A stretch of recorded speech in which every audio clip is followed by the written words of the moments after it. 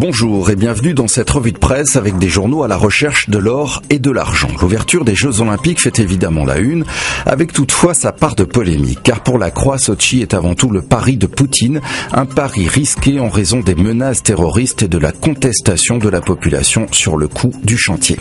Même tonalité à la une de l'Humanité qui évoque un projet pharaonique à risque pour Poutine qui souhaite redorer son blason à coût de 36 milliards d'euros.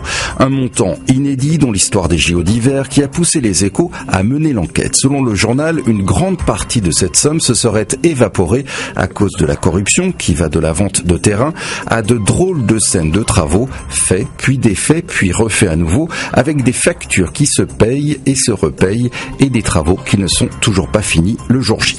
Mais tout cela ne doit pas faire oublier le spectacle et les paris sur les performances des Français. L'équipe espère une ruée sur l'or blanc pour les tricolores qui souhaitent ramener 15 médailles.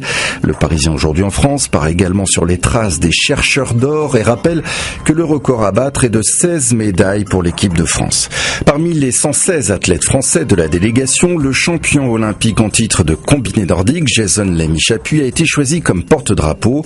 Le Nouvel Observateur dresse le portrait de ce jeune jurassien qui, selon son entraîneur, n'a qu'un seul défaut, celui de ne pas en avoir, car ce grand champion est aussi un super bon gars qui ne renonce jamais et fait preuve d'un fair-play à toute épreuve.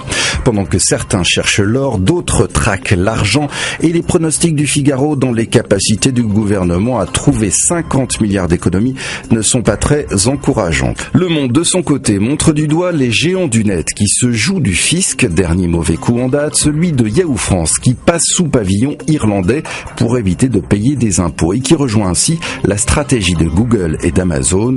Tous trois font l'objet d'un redressement fiscal et François Hollande compte aborder la question avec les grands patrons concernés mercredi prochain à San Francisco. Du côté des hebdomadaires, la médaille de l'originalité revient à Courrier International et ses bactéries. Le journal explique que les microbes qui grouillent dans le corps humain sont nos meilleurs alliés pour notre santé. On assiste à une vraie prise de conscience dans la presse étrangère qui dénonce une utilisation encore trop automatique des antibiotiques qui détruisent ce véritable écosystème intérieur, meilleur rempart contre les infections et bon nombre de maladies.